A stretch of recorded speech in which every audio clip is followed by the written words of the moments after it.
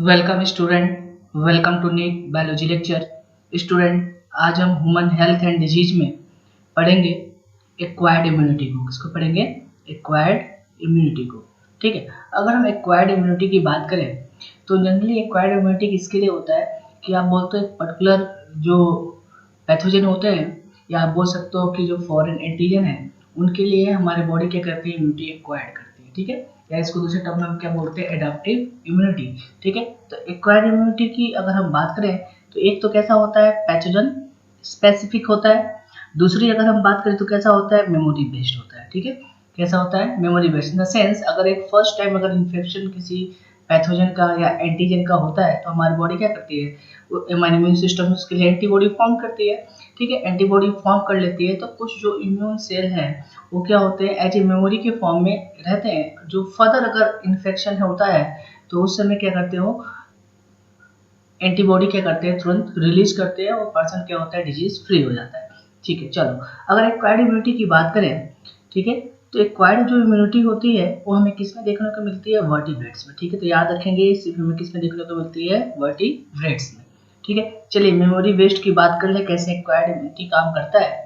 तो अगर हम बात करें कि कैसे मेमोरी बेस्ड काम करता है तो देखो, जो मैंने आपको बताया जो फर्स्ट टाइम जब इन्फेक्शन होता है किसी पर्सन को स्पेसिफिक पैथोजन के साथ, ठीक है, कोई स्पेसिफिक पैथोजन क्या होता है बॉडी में जब एंटर करता है फर्स्ट टाइम, तो हमारी इम्यून सिस्टम क्या करती है, उससे फाइट करती है, एंटीबॉडी वगैरह रिलीज करती है।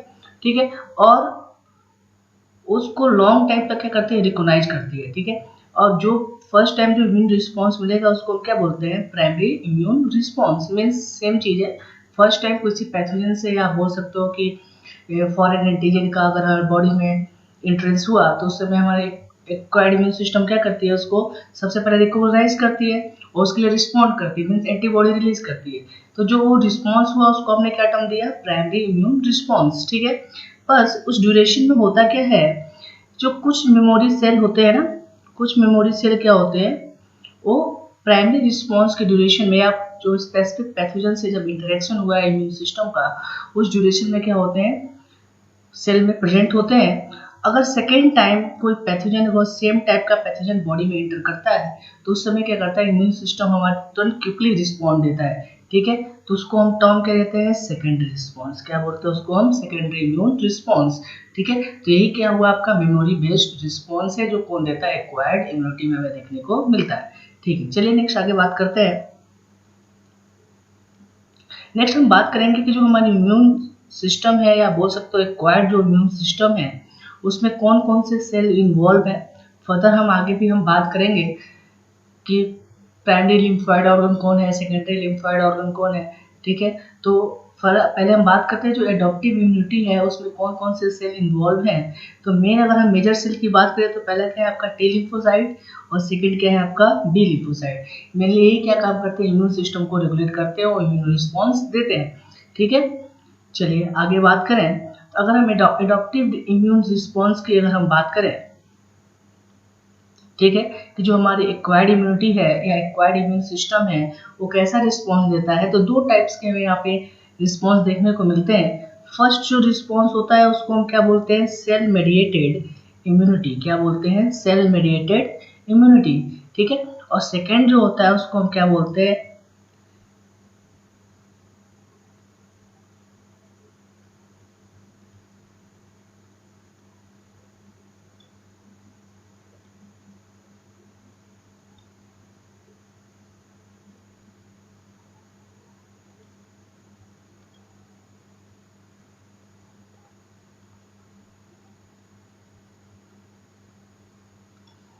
जो सेकंड होता है उसको हम क्या बोलते हैं, एंटीबॉडी मेडिएटेड इम्यूनिटी। क्या बोलते हैं उसको हम, एंटीबॉडी मेडिएटेड इम्यूनिटी, या नेक्स्ट टर्म में उसको हम क्या बोलते हैं, ह्यूमरल इम्यूनिटी। क्या बोलते हैं, ह्यूमरल इम्यूनिटी। ठीक है, चलिए अभी हम आगे बात करेंगे कि कैसे सेल मेडिएटेड इम्यूनिटी काम करती है, कैसे एंटीबॉडी मेडिएटेड इम्यूनिटी काम करती है, या ह्यूमरल इम्यूनिटी काम करता है। तो सबसे पहले हम बात करेंगे सेल मेडिएटेड इम्यूनिटी के बारे में। क्या बात करेंगे हम, सेल मेडिएटेड इम्यूनिटी के बारे में। ठीक है, चलिए सबसे पहले हम बात करेंगे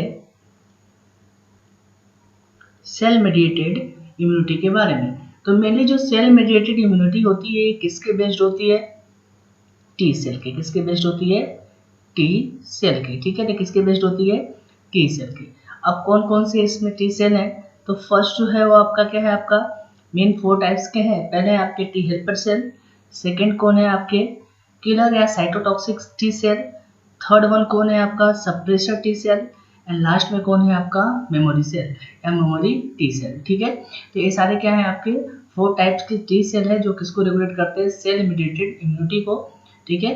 अब कैसे वर्क करता है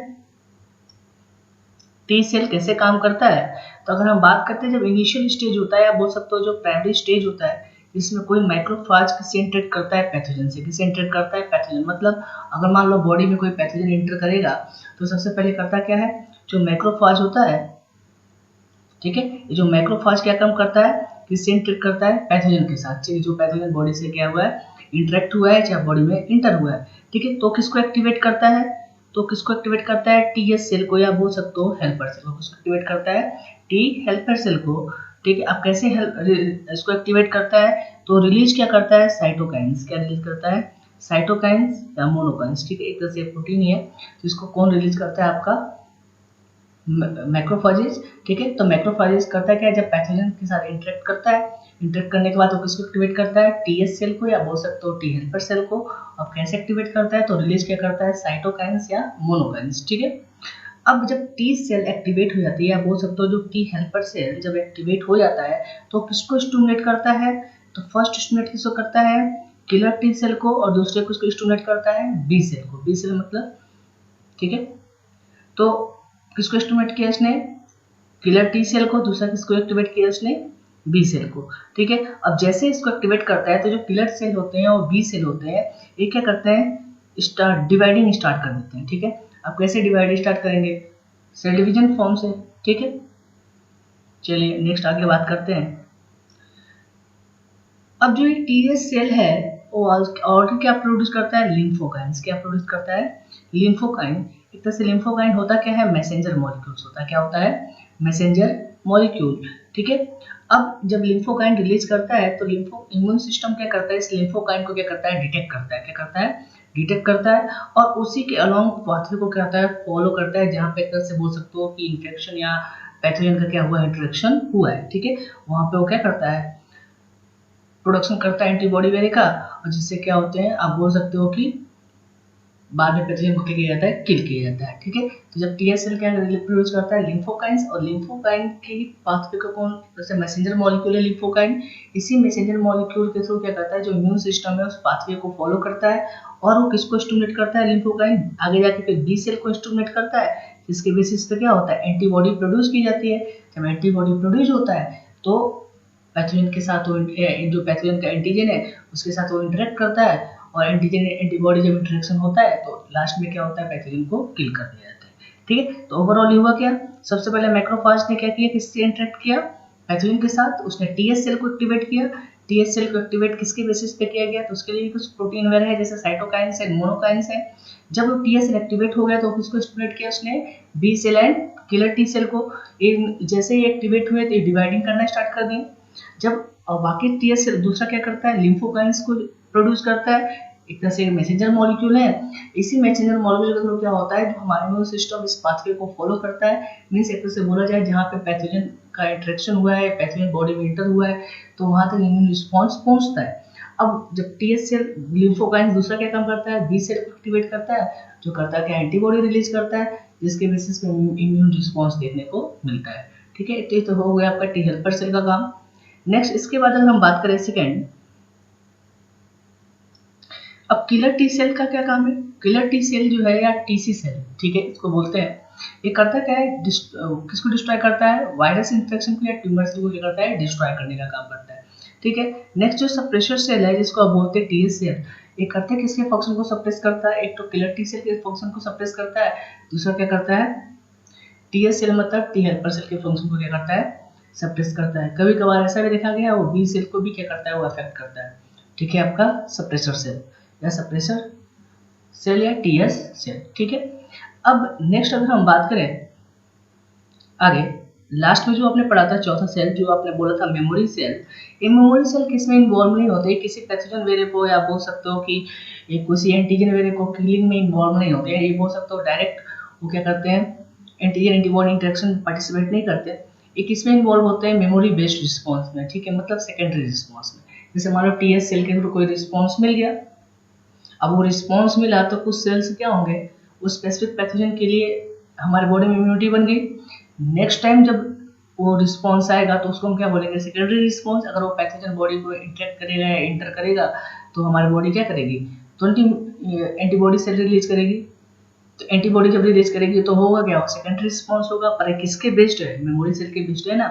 ठीक है, जो मेमोरी सेल होते हैं वो डायरेक्ट तो इन्वॉल्व नहीं होते किलिंग, पैथोजन की किलिंग वे में, बट वो किसमें इन्वॉल्व होते हैं, मेमोरी बेस्ड रिस्पॉन्स में, जिसको आप टर्म देते हो सेकेंडरी रिस्पॉन्स। ठीक है, तो ये था आपके कुछ जो आपके एडाप्टिव इम्यूनिटी में जो सेल इन्वॉल्व है उनका वर्क। चलिए नेक्स्ट, इसके बाद हम बात करेंगे एंटीजन प्रेजेंटिंग सेल के बारे में कि एंटीजन प्रेजेंटिंग सेल क्या होते हैं। ठीक है, इससे आपके एग्जाम में एक बार क्वेश्चन आ चुका है तो थोड़ा देखेंगे, एमपी भी है। एंटीजन प्रेजेंटिंग सेल का मतलब आप बोलते हो कि ये प्रोटीन होते हैं जो किसको, जो उनको प्रोसेस कैसे किया जाता है, जो या को कैरी कौन करता है, मैक्रोफेजेज एंड बी लिम्फोसाइट। मतलब एक तो बोला जाए एंटीजन प्रेजेंटिंग जो सेल होते हैं वो कहाँ प्रेजेंट होते हैं, सरफेस पे प्रेजेंट होते हैं। किसके सरफेस पे प्रेजेंट होते हैं, मैक्रोफेजेज के बी लिम्फोसाइट के। ठीक है, तो जो एंटीजन प्रेजेंटिंग सेल है या बोल सकते हो जो इस सेल को कैरी कहाँ किया जाता है, सरफेस ऑफ मैक्रोफेजेज या बी लिम्फोसाइट पे। अब ये जो मैक्रोफेजेज या बी लिम्फोसाइट है जो क्या करते हैं, एंटीजन प्रेजेंटिंग सेल को क्या करते हैं, कैरी करते हैं।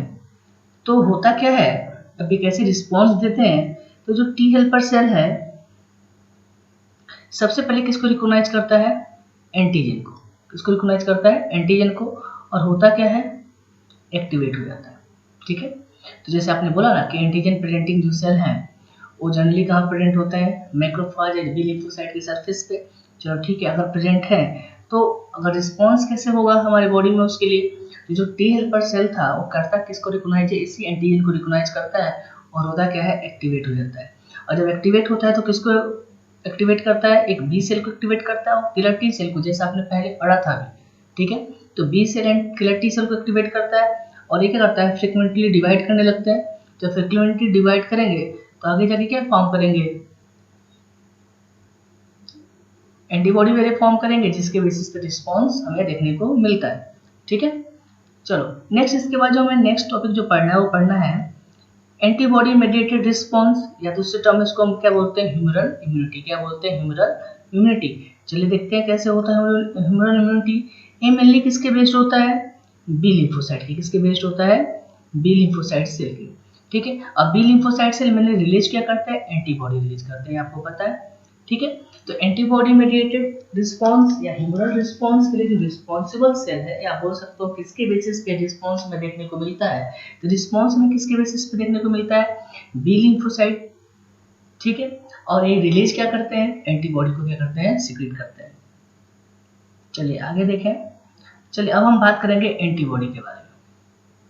ठीक है, एंटीबॉडी क्या होते हैं, तो एंटीबॉडी जनरली क्या होते हैं, लार्ज वाई शेप प्रोटीन होते हैं जो कि कौन प्रोड्यूस करता है, बी सेल प्रोड्यूस करता है। कौन करता है, बी सेल प्रोड्यूस करता है। ठीक है, अब जो एंटीबॉडी है उसमें दो टाइप्स के चेन होते हैं, दो हैवी चेन होते हैं और दो क्या होते हैं, लाइट चेन होते हैं। ठीक है, यानी किसी भी एंटीबॉडी का जो स्ट्रक्चर होता है, जैसे आपने बोला लार्ज वाई शेप स्ट्रक्चर है प्रोटीन का, जो कौन प्रोड्यूस करता है, आपका बी सेल प्रोड्यूस करता है। तो जो एंटीबॉडी में दो टाइप्स की चेन प्रेजेंट होते हैं, दो हैवी चेन होते हैं, दूसरा क्या होता है, दो लाइट चेन होते हैं। अब दो हैवी दो लाइट चेन क्यों बोलते हैं हम, एक इसके बेसिस से बोलते हैं अमाइनो एसिड के प्रेजेंट के बेसिस पे कि इस चेन में कितना अमाइनो एसिड प्रेजेंट है, उसके बेसिस पे हम बोलते हैं लाइट चेन होगा या हैवी चेन होगा। ठीक है, अब आगे देखेंगे, पहले थोड़ा डायग्राम के बेसिस पे हम बात करेंगे। देखो एक है आपका एक एंटीबॉडी का स्ट्रक्चर है। ठीक है, तो है ना ये वाई शेप स्ट्रक्चर। ठीक है, कैसा है आपका वाई शेप स्ट्रक्चर है। ठीक है, जिसमें आपने क्या बोला, दो हैवी चेन है और दो लाइट चेन है। तो देखो ये क्या है, आपका लाइट चेन है,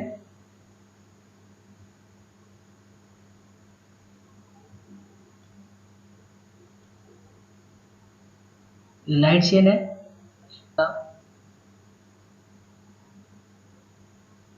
ये लाइट चेन, ये क्या है आपका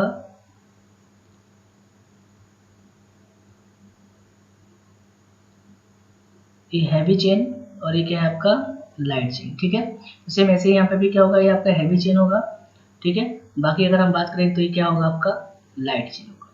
ठीक है, तो दो चेन प्रेजेंट है, एक हैवी चेन प्रेजेंट है, दूसरा क्या प्रेजेंट है, लाइट चेन प्रेजेंट है। ठीक है, तो इसके बाद आपने बोला कि किसके भी सिस्टम में डिटरमाइन किया कौन लाइट चेन होगा कौन हैवी चेन होगा। तो आपने बोला कि किसके बेसिस पे हो सकता है कि जो अमाइनो एसिड है उसका अरेंजमेंट कैसा है या कितना अमाइनो एसिड प्रेजेंट है। ठीक है, वो डिटरमाइन करता है कि कौन हैवी चेन होगा कौन क्या होगा लाइट चेन होगा। तो दो हैवी चेन है, देखो एक साइड एक हैवी चेन है, दूसरी साइड दूसरा हैवी चेन है, बाकी उसके साइड में क्या प्रेजेंट है आपका लाइट चेन प्रेजेंट है। ठीक है, चलिए और आगे बात करते हैं।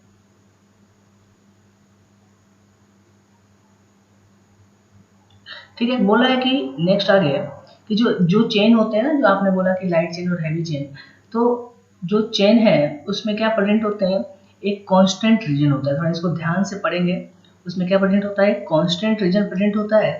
यहाँ पे जो अमाइनो एसिड के सीक्वेंस होते हैं वो क्या होते हैं, सेम होते हैं पर्टिकुलर टाइप एंटीबॉडी के लिए। ठीक है, तो बोला कि जो इस चेन है उसमें क्या प्रेजेंट होता है, कांस्टेंट रीजन प्रेजेंट होता है, जहाँ पे अमाइनो एसिड के जो सीक्वेंस होते हैं वो पर्टिकुलर एंटीबॉडी की अगर बात करें उसके लिए क्या होते हैं, सेम होते हैं। दूसरा बोला है कि सारे चेन में एक और भी रीजन प्रेजेंट होता है जिसको हम क्या बोलते हैं, वेरिएबल रीजन। क्या बोलते हैं, वेरिएबल रीजन। यहाँ एक किसके लिए रिस्पॉन्सिबल होता है, एंटीजन रिकॉग्निशन के लिए, कि एंटीजन को डिटेक्ट करने के लिए। ठीक है, तो आप याद रखेंगे पर चेन में क्या होता है, कांस्टेंट रीजन भी होता है। यहाँ पे जो अमाइनो एसिड का जो सीक्वेंस होता है वो पर्टिकुलर टाइप के एंटीबॉडी के लिए क्या होता है, सेम होता है। दूसरा एक चेन में दूसरा क्या होता है आपका वेरिएबल रीजन भी प्रेजेंट होता है, जो किसके लिए रिस्पॉन्सिबल होता है, एंटीजन को रिकॉग्नाइज करने के लिए, आप बोल सकते हो एंटीजन को डिटेक्ट करने के लिए।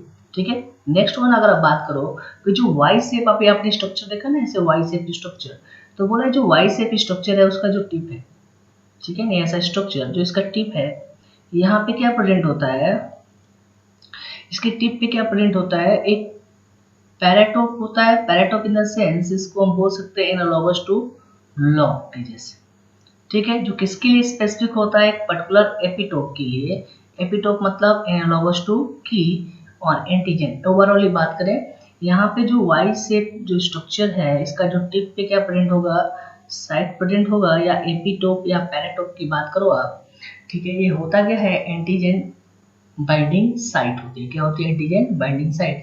तो आप सिंपली याद कर सकते हो कि जो अपर टिप होता है, वाई का जो अपर टिप है, इस चेन की आप बात करो तो यहाँ पे क्या प्रेजेंट होता है, एक पैराटोप यानी एक लॉक लाइक स्ट्रक्चर, जो किसके लिए स्पेसिफिक होता है, एक की लाइक स्ट्रक्चर जिसको हम बोलते हैं एपिटोप, जो कहाँ किसके लिए, आपके एंटीजन के लिए। तो ओवरऑल वाइस जो शेप स्ट्रक्चर है उसका जो टिप है वहाँ पे क्या प्रेजेंट होता है, एंटीजन बाइंडिंग साइट प्रेजेंट होती है। क्या होती है, एंटीजन बाइंडिंग साइट प्रेजेंट होती है। ठीक है, अभी हम डायग्राम से भी देखेंगे। दूसरा बोला है कि जो एंटीबॉडी में क्या प्रेजेंट होता है, एक एफसी रिसेप्टर भी प्रेजेंट होता है। क्या प्रेजेंट होता है, एफसी रिसेप्टर भी प्रेजेंट होता है। अभी कहाँ प्रेजेंट होता है, opposite side of variable region. जो वेरिएबल रीजन अभी आपने पढ़ा वहाँ पे क्या, उसके अपोजिट साइड क्या प्रेजेंट होता है, एक एफसी रीजन प्रेजेंट होता है। ठीक है, जो प्रेजेंट कहाँ होता है, located at the base of Y. Y क्या होता है, बेस पे प्रेजेंट होता है। ये करता क्या है कि इंटरेक्शन करता है एंटीबॉडी के साथ अदर इम्यून कंपोनेंट का। ठीक है, चलिए अब हम इसको डायग्राम के बेसिस पे सारी चीज़ों को देखेंगे। ठीक है, दो चीज़ें तो आपको बता दिया कि एक लाइट चेन और दूसरा हैवी चेन। ठीक है, दूसरा आपने देखो यहाँ पे क्या है, जो वाई शेप स्ट्रक्चर है उसको आपने क्या बोला है, टिप पे क्या प्रेजेंट होता है, एक वेरिएबल रीजन प्रेजेंट है। ठीक है, यहाँ पे जो स्पेसिफिक किसके लिए होता है, एंटीजन बाइंडिंग साइट के लिए। किसके लिए स्पेसिफिक होता है, एंटीजन बाइंडिंग साइट के लिए। ठीक है, तो देखो दोनों के लिए, दोनों पे प्रेजेंट है, लाइट एंड हैवी चेन दोनों पे प्रेजेंट है। देखो ये वाला रीजन, ठीक है, यहाँ पे भी देखो प्रेजेंट है, जो किसके लिए होता है, एंटीजन बाइंडिंग साइट के लिए होता है। ठीक है, दूसरा जो बोला कि यहाँ पे एक कांस्टेंट रीजन भी प्रेजेंट होता है दोनों चेन पे। देखो यहाँ पे भी प्रेजेंट है और यहाँ पे भी प्रेजेंट है। ठीक है, तो यहाँ पे क्या होगा, जो अमाइनो एसिड का सीक्वेंस होगा वो पर्टिकुलर अमाइनो एसिड के लिए पर्टिकुलर अगर आप बात करो एंटीबॉडी के लिए, ये क्या होगा, सेम होगा। ठीक है, यहाँ पे अमाइनो एसिड का सीक्वेंस। ठीक है, यहाँ पे क्या होगा, आपने बोला वेरिएबल रीजन पे, यहाँ पे दो स्ट्रक्चर आपको दिख रहे हैं, एक लॉक एंड की लाइक स्ट्रक्चर जिसको आप क्या बोलते हो, पैराटोप एंड एपिटोप, जो मेनली क्या होता है, आपका एंटीजन बाइंडिंग साइट होता है। ठीक है, दूसरा चीज आपने बोला, देखो यहाँ पे भी क्या है, कांस्टेंट रीजन प्रेजेंट है हैवी चेन पे। ठीक है, कांस्टेंट रीजन यहाँ पे क्या प्रेजेंट है आपके हैवी चेन के लिए, यहाँ पे भी क्या होगा, अमाइनो एसिड का सीक्वेंस क्या होगा, सेम होगा। दूसरा क्या बोला, यहाँ पे एफसी रीजन भी प्रेजेंट होता है। ठीक है, जो प्रेजेंट क्या है, आपके बेस ऑफ वाई भी तो प्रेजेंट है ना, वाई की स्ट्रक्चर के बेस पे प्रेजेंट है। बाकी आप बोलते हो कि जो दो हैवी चेन है, या बोल सकते हो चेन के बीच में जो बॉन्ड होता है कैसा होगा, डाइसल्फाइड बॉन्ड होगा, कैसा होगा, डाइसल्फाइड बॉन्ड क्या होता है यहाँ पे प्रेजेंट होता है। ठीक है, तो ये है आपका स्ट्रक्चर ऑफ एंटीबॉडी। बहुत ज़्यादा डिटेल स्ट्रक्चर नहीं है, बट आपको मेनली दो ही चीज़ याद रखना है, इसमें दो हैवी चेन होता है, दो लाइट चेन होता है।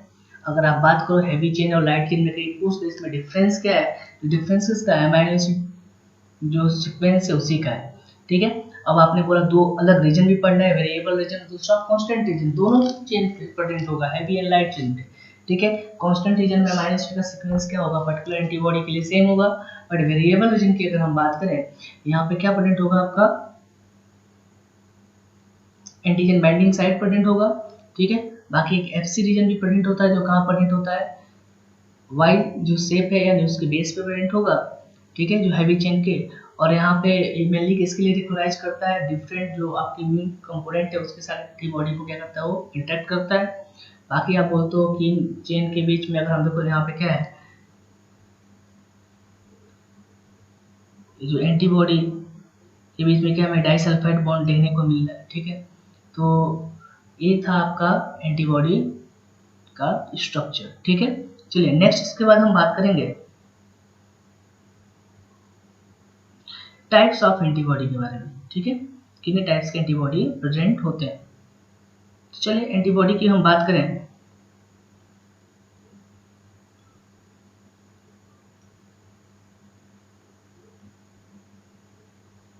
तो फर्स्ट एंटीबॉडी है वो आपका क्या है, आपका आईजीए। क्या है आपका आईजीए।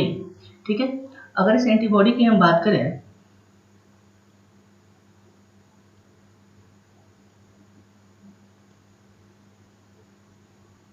फर्स्ट एंटीबॉडी क्या है आपका आईजीए। ठीक है, तो अगर मेन कैरेक्टरिस्टिक की बात करें तो मेनली कहाँ प्रेजेंट होता है, म्यूकस मेम्ब्रेन में। नेक्स्ट आप बात करो तो गट में और यूरिनरी ट्रैक्ट में। ठीक है, और बात करें कहाँ प्रेजेंट होगा, कोलेस्ट्रॉल में, जिसको आप बोलते हो ब्रेस्ट मिल्क होता है, जब इनिशियल स्टेज में आप बोल सकते हो लैक्टेशन की ड्यूरेशन में मदर से बॉडी में क्या होता है, ज़्यादा। ठीक है, तो अगर हम मोलिकुलर वेट की बात करें तो कितना मोलिकुलर वेट होता है, ठीक है, 1,70,000 डाल्टन क्या होता है, इसकी मोलिकुलर वेट होती है। ठीक है ना, वेट इंपॉर्टेंट नहीं है, बट आपको इतना पता होना चाहिए कि ये कहाँ प्रेजेंट होता है। तो मेनली कहाँ प्रेजेंट होता है जी, जो म्यूकस मेम्ब्रेन है। ठीक है, गट का। दूसरा बोलते हो यूरिनरी ट्रैक्ट, जो कोलेस्ट्रॉल होता है उसमें क्या होता है, आईजीए क्या होता है, प्रेजेंट होता है। मेनली फंक्शन कैसे करता है, ये प्रोटेक्शन करता है किसके बेसिस पे, जो म्यूकस मेम्ब्रेन है। ठीक है, and outer surface of body. ठीक है, यानी म्यूकस मेम्ब्रेन को प्रोटेक्ट करता है, शायद बाद में बोलते हो आप, जो आउटर सरफेस है बॉडी उसको भी क्या करता है, प्रोटेक्ट करता है। ठीक है, अब बाकी प्रोटेक्शन किस में इन्वॉल्व होता है, बोला है कि जो हम बॉडी में पैथोजन क्या होते हैं, इंजेस्ट होते हैं, आप बोल सकते हो एंटर करते हैं, तो उससे भी क्या करते हैं, प्रोटेक्ट करता है कौन, आईजीए। ठीक है, नेक्स्ट अगर हम बात करें सेकेंड जो है आपका एंटीबॉडी, उसको हम क्या पढ़ेंगे, आईजीडी। ठीक है, ये कहाँ प्रेजेंट होता है, तो आप बोलते हो कि सरफेस ऑफ नेटिव या बोलते हो अनएक्सपोज सेल में क्या होता है, प्रेजेंट होगा उसके सरफेस पे। और मेनली इसको बोला है कि एक्टिवेटेड जो मास सेल होते हैं या बेसोफिल, ठीक है, उसके नाम से इसको हम क्या बोलते हैं, जानते हैं। ठीक है, आईजीडी को। मोलिकुलर वेट की बात करो तो इसका भी मोलिकुलर वेट कितना है, 1,85,000 डाल्टन। और मैंने बोला मोलिकुलर वेट इंपॉर्टेंट नहीं है, बट आप याद कर सकते हो तो याद रखेंगे इसको। दूसरा ये करता क्या है, बी लिम्फोसाइट को क्या करता है, एक्टिवेट करता है। और करता क्या है, इम्यून जो रिएक्शन होता है वो डेवलप्ड एंड मैचुरेशन, मतलब जो इम्यून रिएक्शन हमें देखने को मिलता है, एंटीजन एंटीबॉडी रिएक्शन, उसमें क्या करता है, इन्वॉल्व होता है। नेक्स्ट अगर थर्ड की बात करें हम, IgE, ये कहाँ प्रेजेंट होता है, बहुत ही स्मॉल क्वांटिटी में हमें देखने को मिलता है। ये एलर्जेन से बाइंड करता है, एलर्जेन मतलब जो एलर्जी कॉज करते हैं, अभी हम आगे पढ़ेंगे जब इम्यून सिस्टम के डिसऑर्डर को, तो वहाँ पर हम एलर्जी पढ़ेंगे, ठीक है। तो ये करता क्या है, एलर्जेन से बाइंड करता है, एलर्जी को रिस्पॉन्ड देता है, से बात करें तो, ठीक है। और दूसरा किस में इन्वॉल्व होता है, जो पैरासाइट इन्फेक्शन होता है उसमें क्या होता है, इन्वॉल्व होता है। मोलेकुलर वेट कितना है, 1,88,000 डाल्टन, ठीक है। दूसरा करता क्या है, मास सेल को क्या करता है, स्टिमुलेट करता है, जिसके बेसिस पे क्या होता है, जो एलर्जिक रिएक्शन होते हैं या पैरासाइट का जो रिएक्शन होता है उससे क्या करता है, वो प्रिवेंट करता है। आगे नेक्स्ट हम एंटीबॉडी की बात करें, तो नेक्स्ट जो हमारा एंटीबॉडी है वो क्या है आपका, IgG, ठीक है। ये मोस्ट अबंडेंटली फाउंड होता है और आप एग्जाम में क्वेश्चन पूछा जाता है कौन सा एंटीबॉडी क्या होता है, मोस्ट अबंडेंटली अमाउंट में प्रेजेंट होता है या मैक्सिमम प्रेजेंट होता है या कौन सा लिस्ट अमाउंट में प्रेजेंट होता है, तो उसके नेम आपको याद होने चाहिए। आपके नीट की एग्जाम में आज के क्वेश्चन बहुत बेसिक आ रहे हैं, ठीक है, थोड़ा आप इसके बारे में भी ध्यान रखेंगे, ठीक है। तो IgG क्या है आपका, मोस्ट अबंडेंटली फाउंड, आप बोल सकते हो कि मोस्ट सबसे ज़्यादा क्या होता है, प्रेजेंट होता है अमाउंट में। और मेन क्या होता है, इम्यूनोग्लोबुलिन है ब्लड का और इंटेस्टाइनल फ्लूइड का, ठीक है, सबसे ज़्यादा इसमें प्रेजेंट होता है, ठीक है। और बोला कि ये जो एंटीबॉडी है ये किसको क्रॉस कर सकता है, प्लेसेंटा बैरियर को, ठीक है, जिसके बेसिस पे वो करता है क्या है, फीटस को क्या करता है, प्रोटेक्ट करता है, ठीक है, अदर इन्फेक्शन से। जैसे मदर बॉडी में अगर कोई इन्फेक्शन वगैरह हो तो उससे मैक्सिमम क्या करता है, फीटस को प्रोटेक्ट करता है। मोलेकुलर वेट की बात करें तो कितना मोलेकुलर वेट होगा, 1,46,000 डाल्टन, ठीक है, क्या इसका मोलेकुलर वेट है, ठीक है। स्टिमुलेट किसको करता है, कंप्लीमेंट्री सिस्टम को, जिसको मैंने बोला था आपका इम्यून सिस्टम में जो इनिटेड इम्यूनिटी है उसका एक पार्ट है, ठीक है, जो किसके बेसिस पे रिस्पॉन्ड करता है, एडाप्टेटिव इम्यूनिटी के बेसिस पे रिस्पॉन्ड करता है, ठीक है। दूसरा किसको रिस्पॉन्ड प्रोवाइड करता है, प्रोटेक्शन, एम्ब्रियो को बता ही दिया, बोला है लिंकेज एंड फैगोसाइटिक सेल और फैगोसाइटोसिस, ठीक है। दूसरा किसमें करता है, ये जो फैगोसाइटिक सेल इन फैगोसाइटोसिस में क्या करता है, इन्वॉल्व होता है, ठीक है। नेक्स्ट अगर एंटीबॉडी की बात करें, नेक्स्ट जो एंटीबॉडी है वो क्या है आपका, IgM, क्या है आपका, IgM। IgM क्या काम करेगा, बोला है फर्स्ट एंटीबॉडी है जो रिस्पॉन्स देता है किसको, एंटीजन को, ठीक है। साइज की बात करें तो लार्जेस्ट साइज की क्या है, इम्यूनोग्लोबिन है। दूसरा बोलते हैं पेंटामेरिक फॉर्म होता है, कैसा होता है इसका, पेंटामेरिक फॉर्म होता है। अगर मोलेकुलर वेट की बात करें तो मोलेकुलर वेट कितना होता है, 9,60,000 डाल्टन क्या होता है, सबसे हैवीएस्ट इसका बोल सकते हो वेट भी है, ठीक है। ये स्ट्रॉन्ग क्या है, एग्लूनेशन है, ठीक है, एग्लूनेशन मतलब आप बोल सकते हो एंटीजन एंटीबॉडी को क्या करता है, इंटरेक्ट करना, ठीक है। दूसरे अगर हम बात करें ये क्या करता है, रिलेटेड टू कॉम्प्लीमेंट सिस्टम, मतलब ये जो एडाप्टेटिव इम्यूनिटी के रिस्पॉन्ड में जो इनेटेड इम्यूनिटी जो रिस्पॉन्ड देती है, तो ये कॉम्प्लीमेंट सिस्टम को बताया गया था, उससे क्या करता है, रिलेट करता है, ठीक है। तो ओवरऑली आपको आपको याद क्या रखना है, एंटीबॉडी की नेम याद रखनी है। दूसरा चीज कौन बड़ा है कौन छोटा है, मोलेकुलर वेट अगर आप याद कर सकते हो तो याद रखेंगे। और मोस्ट इंपॉर्टेंट कौन, जैसे आपके IgG के बारे में आपको बहुत बार एग्जाम में क्वेश्चन पूछा गया है, ठीक है। IgA के बारे में भी बहुत बार एग्जाम में क्वेश्चन आ चुका है, IgE के बारे में भी बहुत सारे एग्जाम में क्वेश्चन आ चुके हैं, थोड़ा आप इसको याद रखेंगे, ठीक है। अब जरूरी नहीं है कि आपको सारी चीज याद रहे, जैसे आप किसको एक्टिवेट करता है, किससे क्या काम करता है, जैसे एलर्जिक रिएक्शन के लिए कभी आपके एग्जाम में क्वेश्चन आ जाते हैं, तो इसके लिए आपको याद रखिए कौन सा है आपका IgE है, ठीक है। तो ऐसे क्वेश्चन आपके एग्जाम में बेसिक ही आए हुए हैं एंटीबॉडी से, बट ये सारे क्या है आपके एंटीबॉडी के नेम है जो क्या है आपको याद रखने हैं। अब आप बोला है कि इसको अगर आप याद करना चाहो तो आप याद कर सकते हो MEDG के थ्रू, ठीक है, MEDGNE, ठीक है। MEDG के थ्रू क्या कर सकते हैं, इसको सारे एंटीबॉडी को आप याद कर सकते हो, ठीक है। तो ओवरऑल ये क्या था आपका, एंटीबॉडी था और आपका एक्वायर्ड इम्यूनिटी, ठीक है।